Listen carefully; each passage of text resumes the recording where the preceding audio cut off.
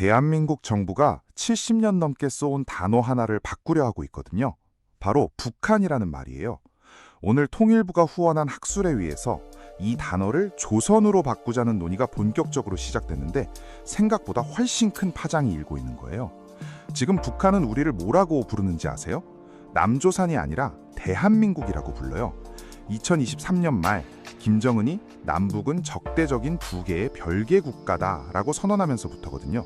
쉽게 말해 북한이 먼저 우리한테 우리 남남이야 라고 선언한 거예요. 그 선언 이후 북한의 태도가 확 바뀌었거든요. 심지어 지난해 유엔 총회에서 우리 대표부가 북한을 노스코리아라고 불렀더니 북한 대표가 공식적으로 항의까지 했어요. DPRK라고 불러라 하면서요. 그러니까 이름 문제가 얼마나 민감한 외교적 사안인지 느껴지시죠? 이 논란의 불씨를 당긴 건 정동영 통일부 장관이에요. 올해 초 통일부 시무식에서 장관이 북한 대신 조선민주주의 인민공화국이라는 표현을 공식 석상에서 처음 꺼냈거든요. 70년 넘게 쓰던 말을 정부 고위직이 공식적으로 바꿔 부른 거니까 이게 뉴스가 안 될 수가 없죠. 그런데 그냥 한번 실수한 게 아니었어요. 그 다음 달 학술회의에서도 또 썼고 심지어 한국과 조선의 관계, 즉 한조 관계라는 표현까지 등장했거든요. 이건 완전히 새로운 프레임이에요. 기존의 남북 관계라는 말 자체를 뒤집는 거니까요. 먼저 찬성하는 쪽 논리부터 들어볼게요. 서강대 김성경 교수는 북한이라는 단어 자체가 이미 편향된 호칭이라고 주장해요. 생각해보면 그렇거든요. 우리가 북한을 북한이라고 부르는 건 대한민국 기준에서 북쪽에 있는 한국이라는 뜻이잖아요. 그러니까 북한이라는 말 자체가 이미 우리 중심적 시각을 담고 있다는 거죠. 교수는 한 발 더 나아가서 이렇게 말해요. 조선이라는 이름으로 불러주는 게 북쪽에 세 가지 신호를 보낼 수 있다고요. 우리는 너희 존재를 있는 그대로 인정한다. 새로운 관계를 만들고 싶다. 우리가 먼저 손 내밀겠다. 이렇게요. 쉽게 말해 선제적으로 백기를 드는 게 아니라 먼저 악수를 청하는 거라는 거예요. 전략적 유화 제스처인 거죠. 독일 사례도 나왔어요. 1960년대 서독이 동독을 공식 국호로 불러주기 시작하면서 오히려 교류가 늘고 긴장이 완화됐거든요. 그리고 결국 어떻게 됐죠? 통일이 됐잖아요.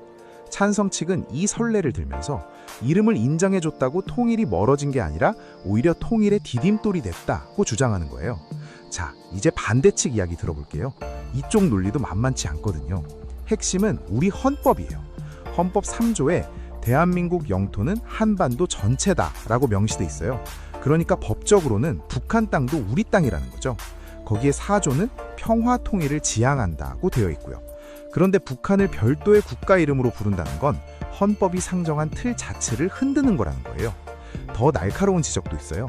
북한이 먼저 우리는 적대적 두 국가다라고 선언했잖아요. 그런데 우리가 조선이라고 부르는 순간 사실상 그 선언에 맞아요, 우리도 동의해요 라고 답하는 꼴이 된다는 거예요. 북한이 판 함정에 스스로 걸려 들어가는 것 아니냐는 비판인 거죠. 국제사회 시선 문제도 있어요. 우리가 공식적으로 북한을 별도 국가처럼 호명하는 순간 외국에서는 한국이 통일 포기했구나로 읽힐 수 있다는 거거든요. 외교라는 게 말 한마디, 단어 하나가 엄청난 메시지를 담는 세계잖아요. 의도가 아무리 좋아도 받아들여지는 방식이 다르면 외교적으로 역효과가 날 수 있다는 우려예요. 그럼 법적으로는 어떨까요? 김앤장의 권은민 변호사가 국호를 쓴다고 해서 그게 자동으로 국가 승인은 아니다 라고 주장하거든요. 국제법에서 국가 승인은 훨씬 더 공식적이고 구체적인 절차가 필요하다는 거예요. 권 변호사는 실무적인 해법도 제시했어요. 법률 문서에 정의 조항을 넣으면 된다는 거거든요. 예를 들어 이 문서에서 조선이라는 표현은 국가 승인의 의미가 아님이라고 명시하면 법적 혼란을 최소화할 수 있다는 거예요. 듣고 보면 그럴싸한데 이름을 바꾸면서 동시에 이건 그 의미가 아니에요 라고 주석을 달아야 한다는 게 좀 앞뒤가 안 맞는 것 같기도 하죠. 그래서 절충안도 나왔어요. 경남대 조성열 교수의 의견인데요. 과거 남북 정상회담 등 공식 국제 외교 자리에선 조선민주주의 인민공화국으로 부르되 국내에서는 헌법 정신에 맞게 계속 북한으로 부르자는 거예요. 쉽게 말해 밖에선 공식 이름, 집에선 기존 이름 이렇게 이중으로 쓰자는 거죠. 현실적인 타협안이긴 한데 이 이중성을 오래 유지할 수 있을지는 또 다른 문제예요. 여기서 진짜 핵심 질문을 던져볼게요. 북한은 이 논의에 관심이나 있을까요? 올해 초 당대회에서 김정은은 대한민국과 상론할 일이 전혀 없으며 영원히 동족 범주에서 배제하겠다고 했어요. 우리가 뭐라고 불러주든 관심 없다는 거죠. 그러니까 이 논쟁이 남북관계 개선을 위한 건지 아니면 사실상 국내 정치적 논쟁인지 그 경계가 점점 흐려지는 것 같아요. 결국 이 문제는 하나의 고차 방정식을 푸는 거예요. 통일을 포기하지 않으면서 북한의 국가성을 인정하고 동시에 평화공존의 길도 열고 헌법도 지키고 국내 정치적 합의도 이루어야 하는 거거든요. 변수가 너무 많아요. 그리고 결정적으로 상대방인 북한이 아예 테이블에 앉을 생각이 없다는 게 가장 큰 변수예요. 이름을 바꾼다고 상대가 돌아볼까요? 그건 아무도 몰라요. 앞으로 이 공론화 과정이 어떻게 흘러갈지, 그리고 실제로 정부가 공식 호칭 변경까지 밀어붙일지 지켜봐야겠습니다. 여러분은 북한과 조선 중 어떻게 불러야 할다고 생각하시나요? 댓글로 의견 남겨주세요. 오늘 영상 여기까지고요. 다음 영상에서 만나요. 감사합니다.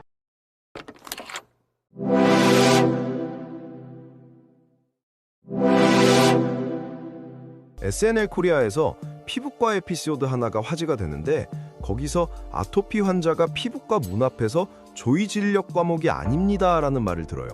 웃긴 것 같죠? 근데 댓글을 보면 웃음이 싹 사라져요. 나도 실제로 당했다는 분들이 수백 명이거든요. 전국에 피부 진료를 내세운 병의원이 몇 곳인지 아세요? 무려 1만 5천 곳이에요. 그런데 그중에서 진짜 피부과 전문의가 운영하는 곳은 단 1,516곳이에요. 나머지 약 9할, 그러니까 10곳 중 9곳은 피부과 전문의가 없다는 얘기예요. 간판에 피부과라고 크게 써놨는데 말이죠. 그러면 전문의가 뭐길래 이게 중요하냐? 잠깐 짚어볼게요. 우리가 의사라고 부르는 사람들이 다 같은 게 아니거든요. 의대를 졸업하고 국시에 합격하면 일반의가 되는데 이분들은 어디서든 진료를 볼 수 있어요. 근데 거기서 인턴 1년, 레지던트 4년을 더 거치고 피부과 전문의 시험을 통과해야만 비로소 피부과 전문의가 되는 거예요. 쉽게 말해 피부과 전문의가 되려면 의대 6년 포함해서 총 11년의 수련이 필요하다는 거죠. 그럼 전문의가 이렇게 적은데 어떻게 피부과 간판이 이렇게 많을 수 있을까요?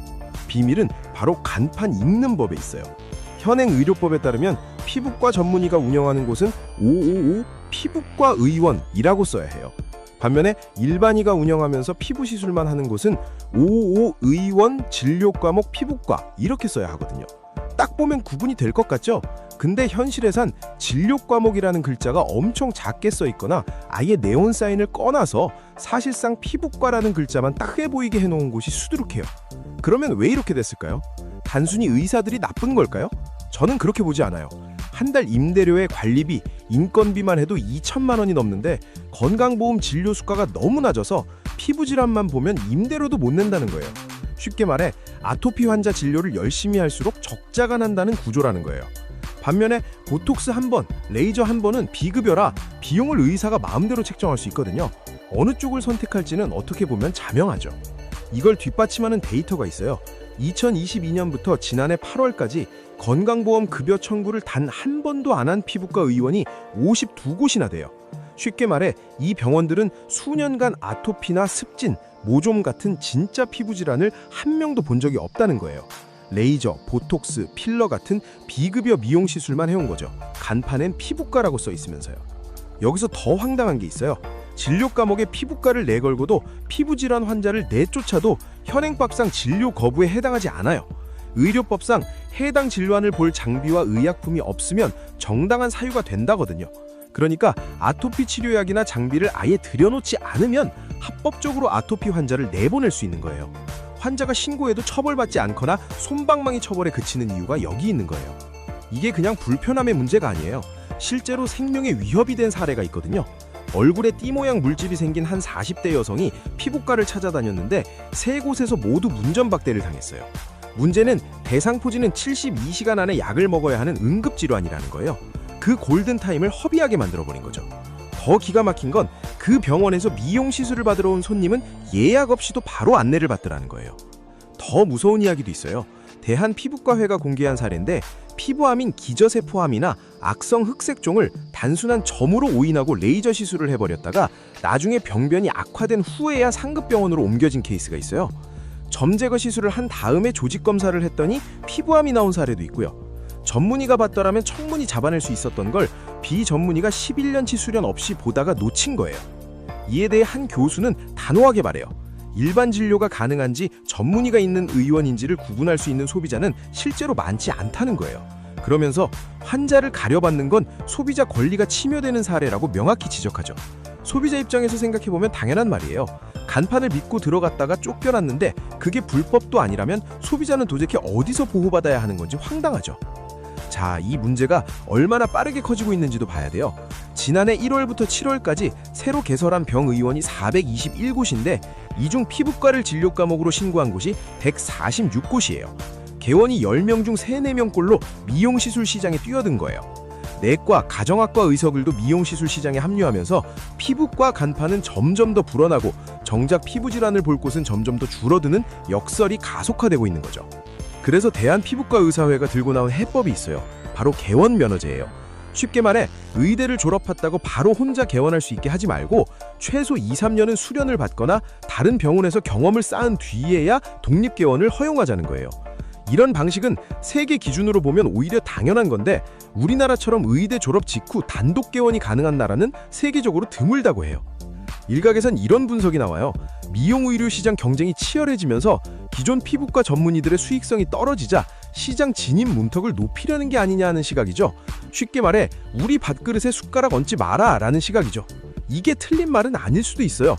실제로 피부과 전문의가 피부 진료를 안 하고 미용 시술만 하는 것 자체는 개원 면허제로 막히는 게 아니거든요. 그러니까 이 제도가 진짜로 환자를 위한 건지 시장 경쟁을 줄이려는 건지는 좀 더 들여다봐야 하는 문제예요. 근데 솔직히 말해서 어떤 제도 개혁을 하던 이 뿌리를 건드리지 않으면 소용없다는 말도 나와요. 바로 수가, 쉽게 말해 건강보험이 병원에 지급하는 진료비 단가 문제예요. 아토피 환자 한 명 꼼꼼히 진료해봐야 보험 수가는 몇천 원 수준이에요. 반면에 보톡스 한 부위는 그 수십 배거든요. 이 구조를 그대로 두고 피부질환 좀 봐달라고 아무리 외쳐봐야 의사 입장에서는 적자를 감수하라는 얘기밖에 안 되는 거예요. 시장은 인센티브를 따라 움직이니까요. 자, 그럼 우리가 지금 당장 할 수 있는 건 뭐냐? 일단 간판 읽는 법은 알아두셔야 돼요. 간판에 병원 이름과 피부과가 붙어서 555 피부과 의원이라고 쓰여 있으면 피부과 전문의가 운영하는 곳이에요. 반면에 간판에 진료 과목 피부과라는 문구가 있거나 555 에스테틱, 555 스킨 클리닉 같은 이름 아래 피부과가 병기된 곳이라면 피부과 전문의가 아닐 가능성이 높아요. 피부에 뭔가 이상한 게 생겼을 때는 미용시술 위주 클리닉보다 전문의 운영 의원을 찾는 게 훨씬 안전하다는 걸 꼭 기억해 두세요. 이 문제를 의사들이 돈만 밝힌다고 욕하는 걸로 해결할 수 없어요. 그건 너무 단순한 시각이에요. 낮은 진료비 단가, 느슨한 간판 규제, 개원 자격 기준의 부재, 진료 거부를 사실상 허용하는 법의 허점, 이 네 가지가 맞물려 만들어낸 구조적 실패거든요. 개인이 나쁜 게 아니라 구조가 나쁜 방향으로 설계된 거예요. 문제는 이 구조의 피해가 고스란히 환자에게, 그러니까 우리 국민에게 떨어진다는 거죠. 한 가지 확실한 건 지금처럼 간판만 믿고 들어갔다가 쫓겨나고 오진 위험에 노출되는 상황은 더 이상 개인이 알아서 해결해야 할 문제가 아니라는 거예요. 여러분은 어떻게 생각하시나요? 피부과 간판을 믿고 들어갔다가 황당한 경험하신 분들 댓글로 남겨주세요. 오늘 영상 여기까지고요. 다음 영상에서 만나요. 감사합니다.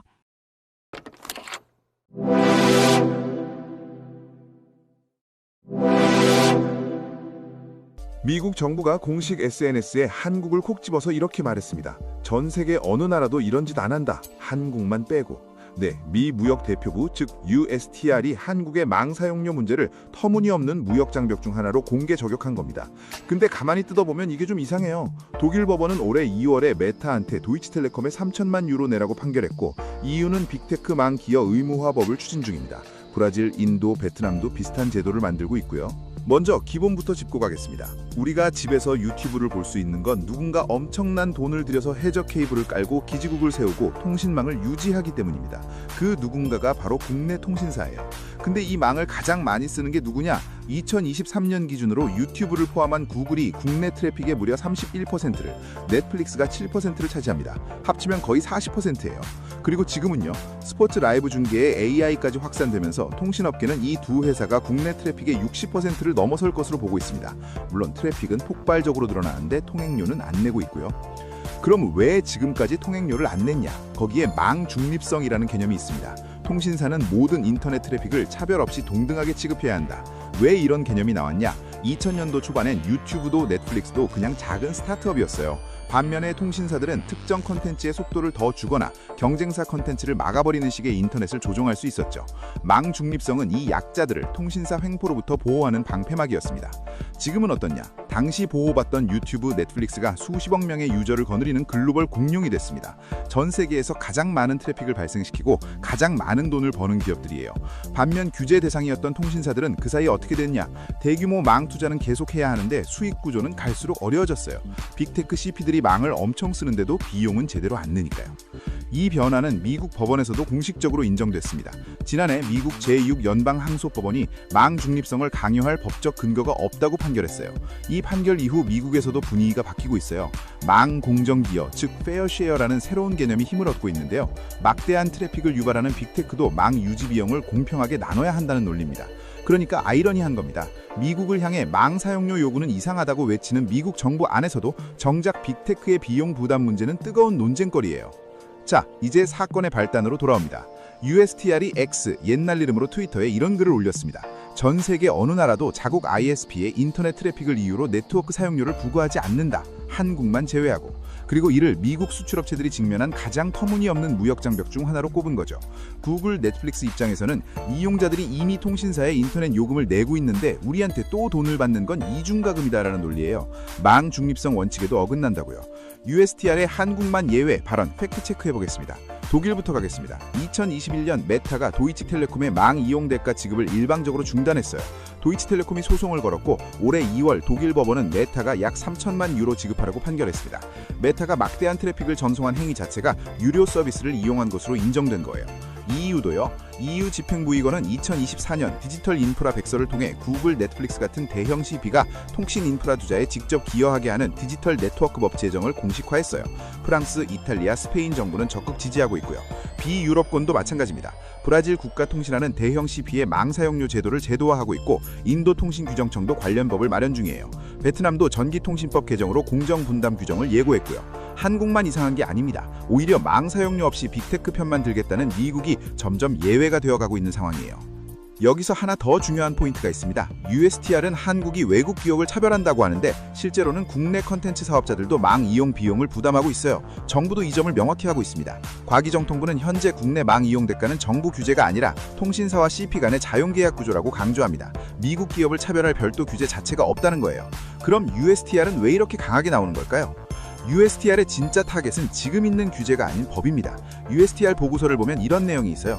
2021년 이후 외국 CP가 한국 ISP에 망 이용 대가를 지급하도록 하는 법안이 국회에 여러 건 발의됐다. 이걸 콕 집어서 지적한 겁니다.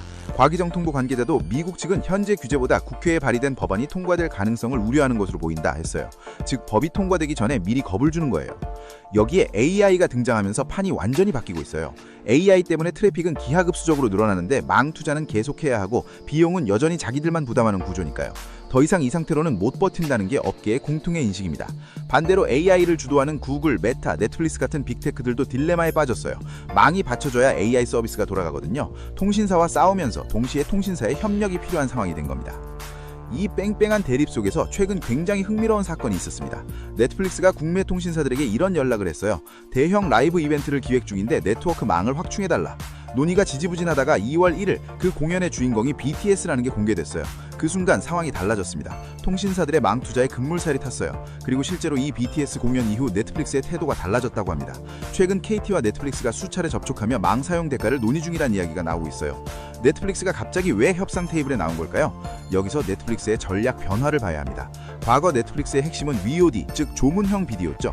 내가 보고 싶을 때 골라보는 구조예요. 트래픽이 분산되니까 네트워크 부담이 상대적으로 적었어요.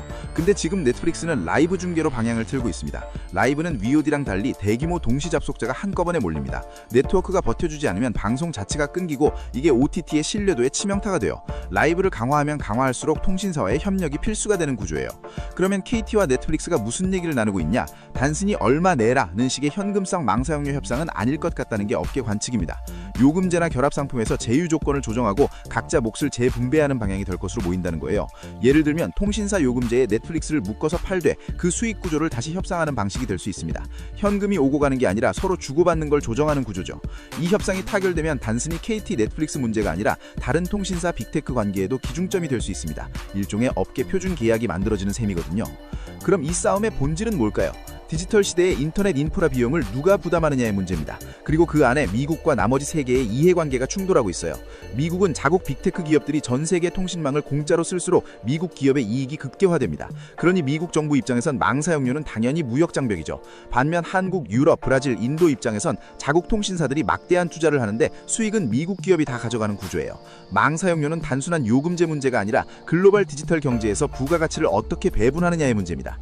앞으로 이 판도를 바꿀 변수가 두 가지가 있어요. 첫 번째는 EU 디지털 네트워크법입니다. 망 무임승차 방지 및 인프라 지속 가능성을 위한 빅테크의 비용 분담 의무화 추진하려는 이 법이 통과되면 글로벌 기준이 만들어지고 각국의 협상 레버리지가 완전히 달라져요. 미국 빅테크도 EU에선 돈을 내야 하는 상황이 오면 한국에만 버티는 명분이 약해집니다. 두 번째는 KT 넷플릭스 협상의 결과입니다. 이 협상이 어떤 방식으로 타결되느냐가 업계 표준 계약의 기준점이 될 수 있어요.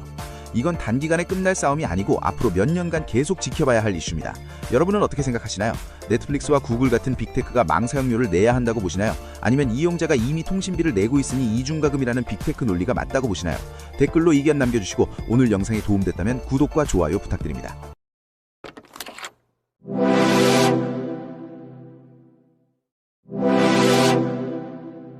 한국 청년 10명 중 8명이 지금도 부모님 집에 살고 있습니다.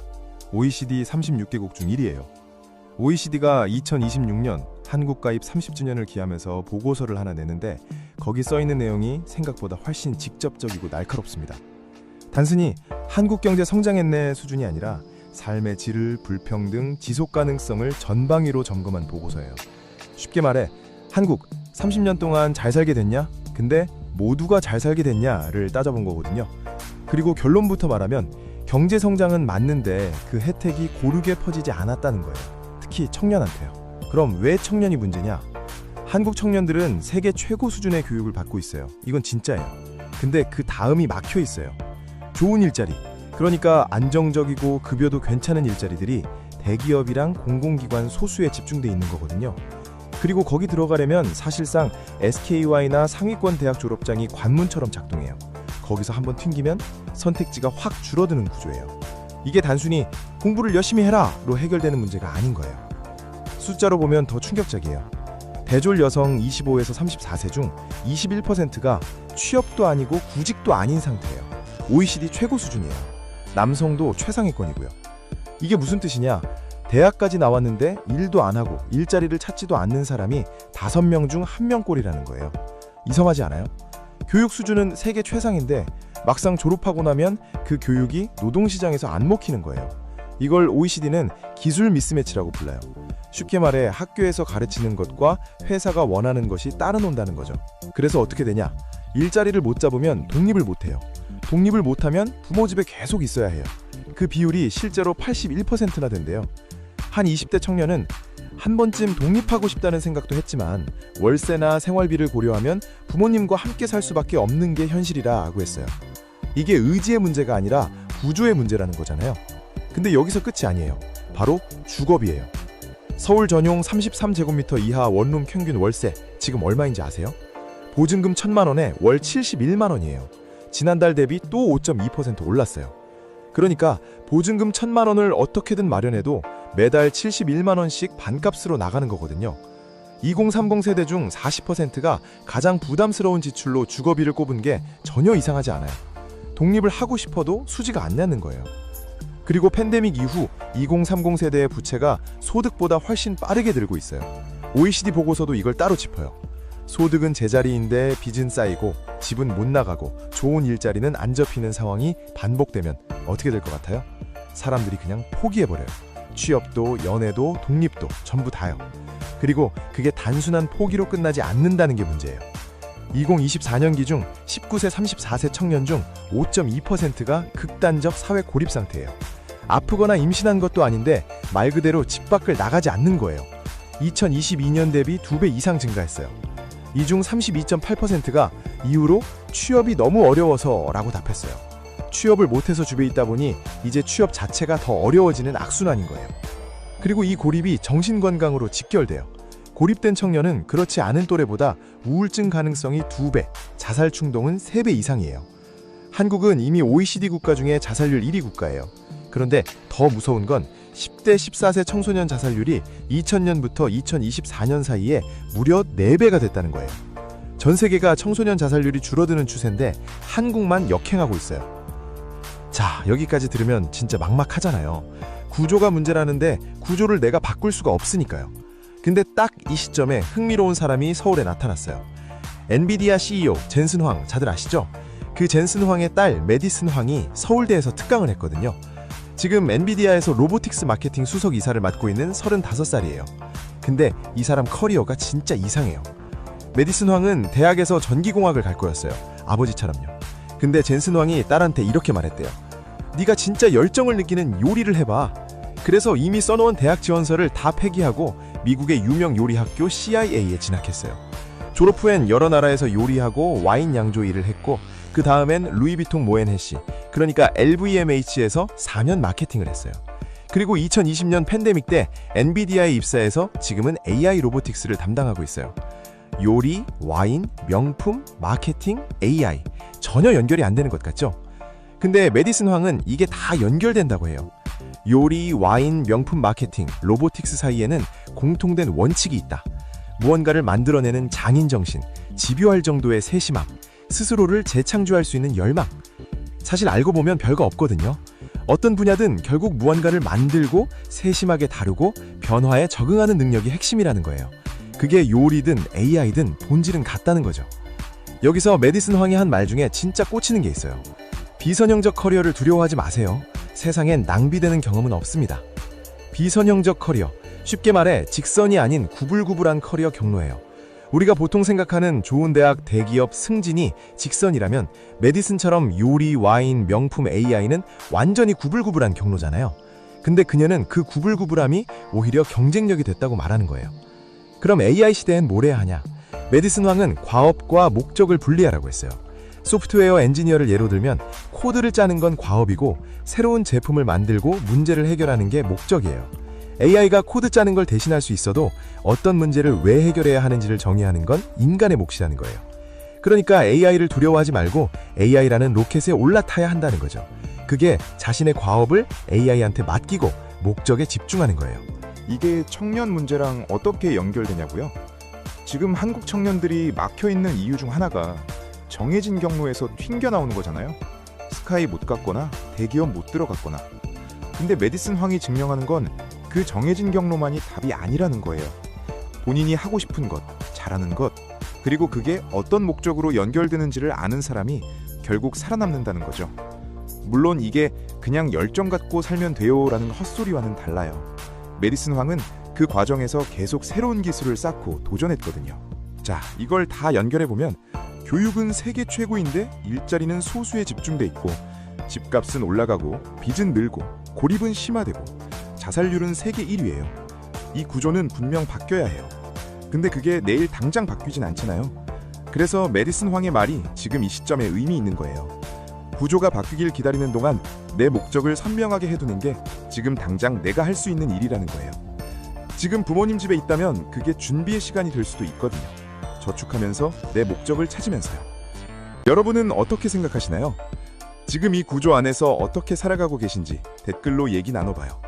오늘 영상 여기까지고요. 다음 영상에서 만나요. 감사합니다.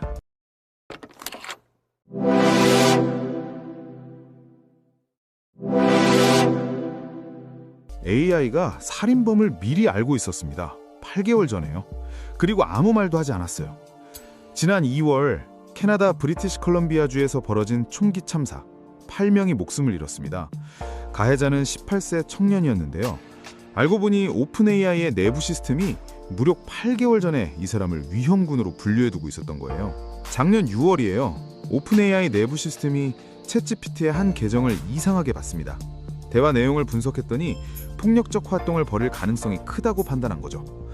이걸 검토한 직원 10명 중 일부는 사법당국에 신고하자고 했어요. 근데 경영진이 이 의견을 묵살했습니다. 계정 정지만 시키고 끝냈거든요. 그러면 AI가 도대체 뭘 보고 위험하다고 판단한 걸까요? 전문가들에 따르면 이렇습니다. 무기 사용 방법, 몇 시에 사람이 많은가, 어떻게 들키지 않는가, 이미 총을 갖고 있다처럼 이런 정보들이 한 대화 안에서 누적이 되면 그건 단순한 호기심이 아니에요. AI 입장에서는 패턴이 보이는 거죠. 범죄 관련 검색이 반복되고 양이 늘어나면 시점까지 예측이 가능하다고 해요. 결국 사건이 터지고 2달 뒤 샘 올트먼이 직접 사과문을 냈어요. 사법당국에 알리지 않은 것에 진심으로 사과한다고 했죠. 그런데 이 사과 100% 진심일까요? 타이밍을 보면 총격 피해자 중 뇌 손상을 입은 12세 여아의 가족이 오픈 AI를 상대로 소송을 제기한 직후예요. 법적 리스크를 줄이기 위한 선제적 대응이라는 분석이 더 설득력 있거든요. 이게 처음도 아니에요. 작년 4월 플로리다대 총기 난사 사건 기억나시나요? 피의자가 총격 당일 챗 GPT와 대화하며 범행 조언을 받은 걸로 파악됐어요. 오픈 AI는 공개된 정보를 바탕으로 답했을 뿐이라고 선을 그었는데요. 플로리다 법무장관은 화면 반대편에 사람이 있었다면 살인 혐의로 기소했을 것이라고 막 받았어요. AI와 사람의 기준이 달라도 너무 다른 거죠. 자, 여기서부터가 진짜 핵심입니다. AI 기업이 어디까지 책임져야 하냐는 거예요. 업계 안에서도 의견이 갈려요. 한쪽에선 AI는 언어 패턴을 분석하는 기계일 뿐 초능력자가 아니다 라고 해요. 폭력적인 단어가 들어갔다고 다 신고하면요, 소설 쓰는 작가, 게임 시나리오 짜는 청소년, 분노를 토해내는 사람까지 죄다 수사 대상이 될 수 있거든요. 그건 사생활 침해죠. 반면 이렇게 생각하는 쪽도 있어요. AI가 범죄를 예측할 수 있는 능력이 실제로 생겼는데 신고 여부를 기업 내부 기준에만 맡겨도 되냐는 거죠. 이번 사건이 딱 그 경우예요. AI는 이미 알고 있었는데 기업이 내부적으로 정지만 시키자고 결정해버렸잖아요. 공론화를 통해 신고 기준과 운영 방식을 사회적으로 정해야 한다는 의견이 나오는 이유예요. 그런데 여기서 이야기를 한번 뒤집어 볼게요. 방금까지는 AI가 기억한 걸 활용 못한 문제를 얘기했는데요. 사실 AI의 기억 자체가 완전히 다른 이유로 문제가 되기도 해요. 이거는 정반대 방향입니다. AI가 너무 많이, 너무 정확하게 기억한다는 거예요. 이게 왜 문제냐고요? 잠깐만요. 지금부터 설명해 드릴게요. AI는 학습하면서 데이터를 통째로 외워버리는 경향이 있어요. 쉽게 말해 우리가 교과서를 공부할 때 이해하는 게 아니라 페이지째 암기해버리는 거예요. 학술지 사이언스도 대규모 언어 모델이 민감한 정보를 그대로 복사하는 암기 문제는 AI 개발자들의 큰 골칫거리다라고 짚었을 정도예요. 그러면 어떤 일이 벌어지냐?